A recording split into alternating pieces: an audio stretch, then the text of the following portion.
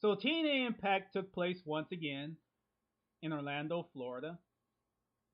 The show starts with Eric Young backstage waiting for Montel Porter to arrive so that he can have a conversation about the end of the show last week. Porter's limo pulls up and Young gets the door open. Porter's goons hold him back as Porter gets out and taunts him before leaving. So then we see Young come to the ring. He is still in disbelief over the fact that a man that he believed in turned on him. He says that he, as well as the talent, saw Montel Porter as the representative of a new regime that was better than the previous bitch. Young says that he made a vow to be a champion that defends the title without fear, and Porter's not going to affect that. He tells Porter that he wants him to come out so that they can go. However, Porter appears on the big screen and tells Young that he should be thankful for being put in the gauntlet match, which eventually led to his winning the world title. Porter says that although he didn't expect Young to win the belt, that result only sent his scheme into overdrive. The scheme to become world champion, because that's where the real juice is. He says that even though he's the TNA Power Lord, he's not the stuffy suitor, and that having the title gives him a steroid shot that magnifies the strength that he already has. Porter says that he's going to allow Young to keep the championship until Slammiversary, when he scoops it up. And then Young can go back to being a bum. Young says that he'll defend the title against Porter on the show, but Porter's not interested. He warns Young that he'll have his goons waiting, and even if Young breaks through that barrier, he'll get rocked. Young decides to go to the back for another confrontation. This was decent, but Porter's plan to take the belt from Young didn't have the personal angle needed. Porter stated that in order to become world champion, he used Young as his pawn. Young has continuously talked about becoming the king after 10 years of work in the company. That should have been weaved into Porter's promo. He could have said that he was going to take something away that Young had worked so hard to get when no one ever thought that he could get it. It was the personal tie that was missing from this. Also, for Porter to say that being world champion is more powerful than running the company, well, that's ludicrous. If he wants to be a full-time wrestler, then he should relinquish his administrative position. But of course, that won't be happening. So why say it?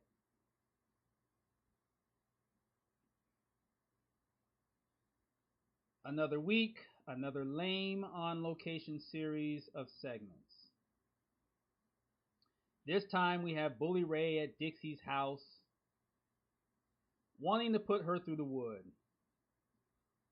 On-location angles can be effective when the time is minimized and when the content is compelling, and that hasn't been happening with these recent attempts.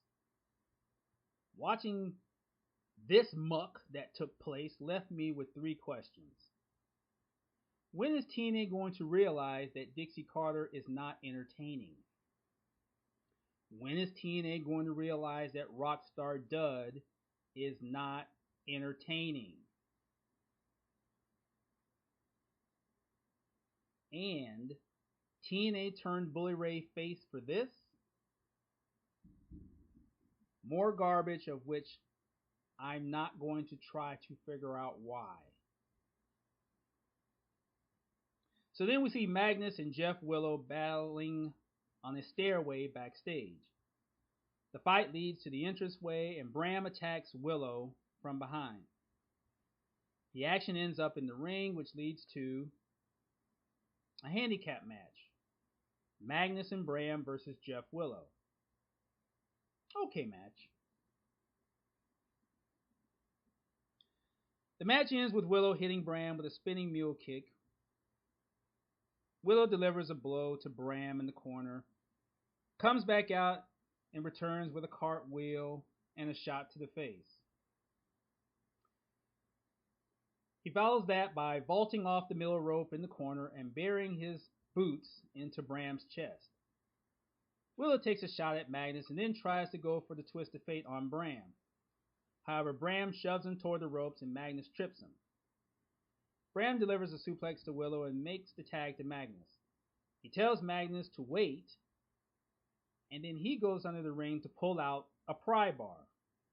Bram slides the pry bar to Magnus, but he kicks it away, informing Bram that he would rather be a thinking wrestler that doesn't get disqualified. Magnus picks up Willow for an attempted driver, but Willow rolls him up in a small package for the three. The winner of the match, Jeff Willow. The angle between Magnus and Bram doesn't need to involve Jeff Willow anymore because he beat both of them. There isn't anything else to do there. It's odd to see Magnus make a transition from a guy who welcomed constant interference from others, with weapons involved at times, to someone who now shies away from using a weapon and or getting help from an ally. This could get stale if this indecision by Magnus continues too long. So TNA needs to decide soon whether Magnus and Bram will have a program or become a tag team, which would be the better option. The American Wolves need contenders for their World Tag Team Championship. So then we see Eric Young backstage being blocked access to Montel Porter's space by two of Porter's goons. Young breaks through and doesn't see Porter, so he tears up the place. So then we see Gail Kim come to the ring. Gail says that she busts her ass for the job she does and that she played a part in building the women's division. She calls out the beautiful people and they come out. As they walk to the ring, Angelina tells Gail that she's envious of them and that even though she's talented, she doesn't have the belt and won't get it. Gail makes the mistake of keeping her full attention on Angelina as she tells Gail that everyone wants to be members of Skank Central and that her challenge will be taken. Gail pays for her mistake when Velvet hits her from behind. Angelina calls referee Brian Stifler out and he comes running to the ring like pussy was being dangled in front of his face. And that leads into Gail Kim versus Velvet Sky. Okay match. The match ends with Angelina punching Gail as Gail is lying outside the ring. She throws Gail back in the ring, then hands Velvet their signature paper bag. Velvet puts the bag over Gail's head, comes off the ropes, and kicks her in the back. Stifler removes the bag, and Velvet applies something that is supposed to resemble a sleeper hold. She brings Gail to her feet, but Gail gets out of the hold with a stunner. Velvet kicks her in the midsection and delivers a DDT. She goes for the pin, but Gail gets her shoulder up. For some reason, Velvet feels the need to look at herself in a mirror handed to her by Angelina. She gives it back and pulls Gail up off the mat, but Gail hits Velvet with the Eat Defeat and gets the pin.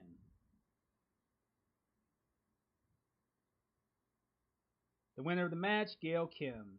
And then after the match, Angelina hits Gail from behind with the Women's Championship belt. The real problem was what happened before the match. Gail Kim shaking hands with fans. Gail Kim acknowledging the cheers from the fans. Gail Kim smiling as the fans chanted her name. TNA doesn't understand that having Gail as a face disrupts her primary role of putting over the faces. When Taryn Terrell returns, she will need Gail to lead her to the Women's Championship. No one else is going to do that properly. Gail should have nothing to do with the beautiful people because it doesn't make sense. This should have been a spot for Brittany because it would have been in sync with her angle of trying to impress Madison Rayne and convince her that she needs her as a partner. Brittany may not be that good in the ring, but the storyline would have logic. So then we see Jeremy Borash backstage with Ethan Carter III in a segment from last week after Ethan defeated Kurt Angle in a match in which Angle tore his ACL. Ethan says that beating Angle has put him in the position to be the guy that leads this business. He says that he has retired the big names and that he's the man that everyone will revolve around. Brief but decent segment, and Ethan came off fairly well. This is how he should be presented. No rock star dud dragging him down. No Dixie Carter dragging him down. Just him. Ethan is more credible that way. So then we had Crazy Steve of the Menagerie versus Kazarian. Kazarian wins by disqualification when Crazy Steve pulls the referee's pants down. The Menagerie's music played during this match. Kazarian has to be relieved that he's leaving the company. My open mind about the Menagerie is slowly closing, and it will continue to close if the predictable program between the Menagerie and the glorified jobbers happens. That music and that horn blaring during that match. Mind quickly closing. So then we see Austin Aries backstage being blocked access to the men's restroom by Montel Porter's goons. Porter exits the restroom and Aries pops one of Porter's goonies in the face. The rest of them grab Aries and Porter gives him a shot to the midsection. He tells the goons to get Aries out of the zone. As they take him away, Porter turns and gets a punch from Eric Young. They start brawling and the action goes from the back to the ring and eventually Porter's goons break them up. Porter and Young do the obligatory separate/engage shtick. Young is held back by two of Porter's drones, but it appears as if he's being held. Porter kicks Young in the balls and Young goes down. He tells the goons to leave and then delivers a flying armbar to Young. Porter agrees to face Young for the title. Now, Aries' presence represented a trend of pissed off wrestlers looking to get at Porter. You have Aries, Samoa Joe, Robert Roode. So that's a trend to keep an eye on. The brawl was fine, but it was too long. Since Porter and Young are going to face each other later, TNA shouldn't have had them do a pseudo match before the actual match. A shorter brawl builds the anticipation for later. This same point leads into why it took so long for Porter's flunkies to come to ringside. Their job is to protect the boss, and there was a delay in doing that.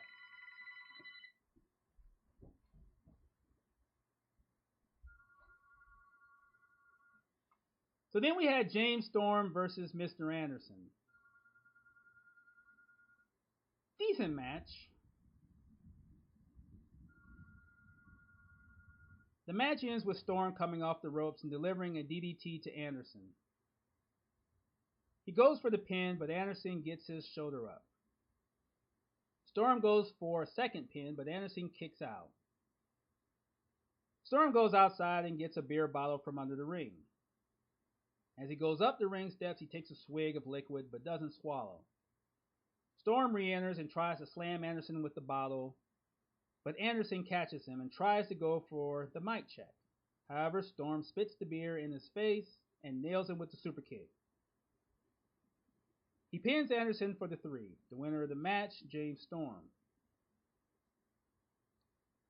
There is nothing here with this matchup. There's nothing compelling about it. Storm and Anderson have been paired together after separately coming off more intriguing programs. It's just not there. So then we see Sam Shaw at the bin with a straight jacket on as he sits Indian style in a white room. Some dude, unknown, tells Shaw that he has a visitor, and Shaw makes the reference that it's either Christy Hemme or Mother Shaw. If it is Christy, meaning Mother Shaw, could she be plotting to get him out so that he can get his revenge on the other one? So then we see another training sequence featuring Sanada. Unfortunately, Sanada will be going back to Japan in the fall. The purpose of his being in TNA was to build him as a success in the United States so that he would be a bigger deal when he returns to Wrestle 1. It was hopeful that TNA would allow Sanada more time in the company in order to get over more and be the main component of the X Division. That won't be happening, and it sucks. So then we have a three-way match for the X Division Championship. Sanada defending against Tigre Uno and Zema Ion. Decent match. The match ends with Ion ramming Tigre's head into the turnbuckle. Tigre, who's on the ring apron, falls to the floor. Sanada delivers punches to Ion's midsection and drives him into the corner.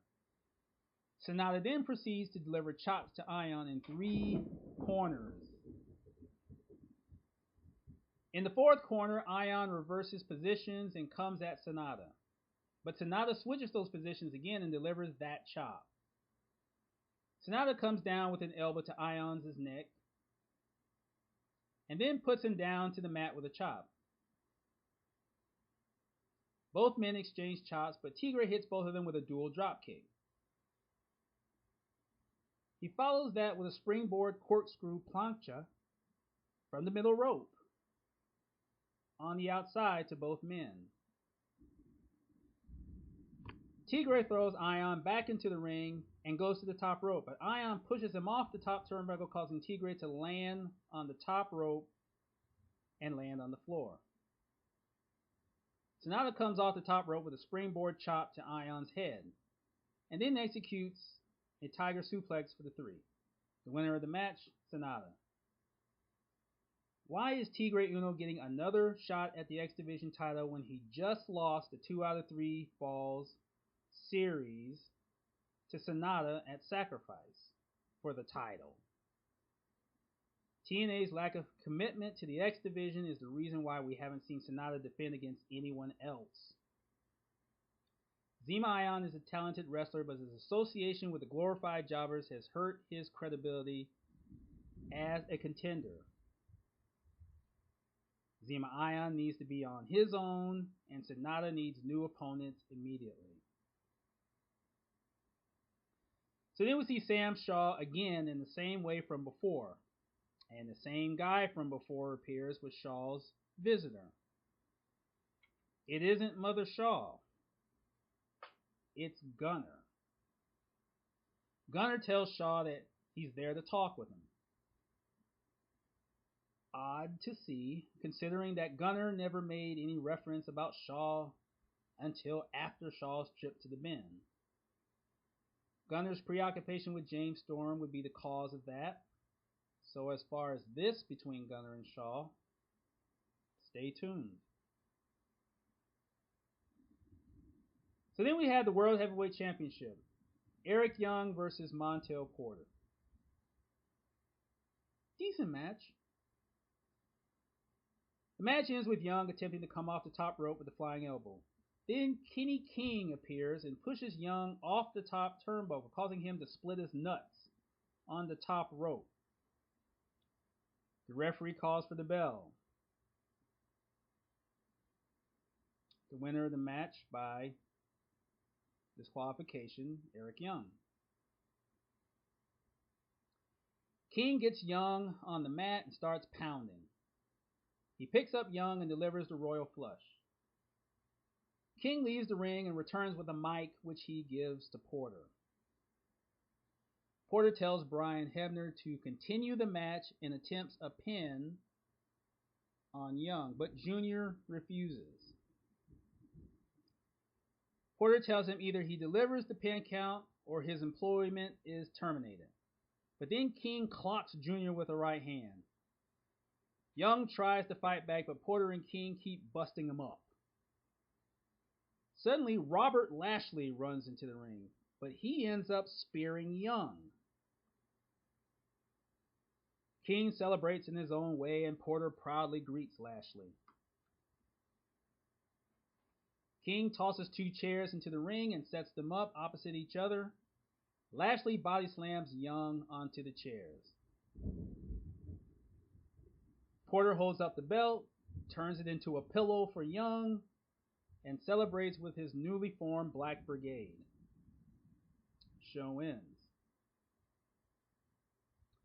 Opinions will vary about TNA's newest stable, but what stands out from this is Montel Porter's display of power lacking logic. If Porter wanted to be the champion so badly, why didn't he make the situation as easy as possible for him to win it? A no DQ stipulation? Kenny King as the referee? Yes, a title change can't happen storyline wise because there is a main event to promote. Realistically, a man with power will do whatever he has to do to keep it. Porter has it. Will he learn how to display it? I'm Tazmar 2002, and that was my TNA Impact Analysis for May 15th, 2014. If you're listening to me on YouTube, please leave your comments below. Click the like or dislike button, and if you subscribe, I would really appreciate it. If you're listening to me on the Wrestling News Talk Facebook page, you can leave your comments below and click the like button if you like what I've been saying. If you have any questions or comments for me about TNA or wrestling in general, you can get at me on Twitter. Tazmar2002, that's TAZMARK2002, and if your comments exceed the 140, get at me with an email. Tazmar2002@gmail.com. And be sure to watch the TNA Impact review that I do with Chuck P live every Sunday morning at 11 o'clock Eastern Time on Chuck P's YouTube channel. And if you can't watch us live, you can always watch the archive. Okay, show. Okay, show. As mentioned before, Sanada will be returning to Japan once his short time in TNA is over. The Sanada angle was something that was designed to increase his image and reputation in Wrestle 1. But when does TNA allow themselves to be on the receiving end of benefits when working with other entities? TNA has to promote Bellator constantly on Impact, but Bellator hardly puts TNA over during their programming. The angle with Sanada is based on his succeeding as a Japanese wrestler in the United States. Let him stay and be that guy that succeeds. To accomplish something, one either has to be given the opportunity or he has to create it. But sometimes the influence of others control what is accomplished. That's our world. I'm Tazmar 2002. Gone.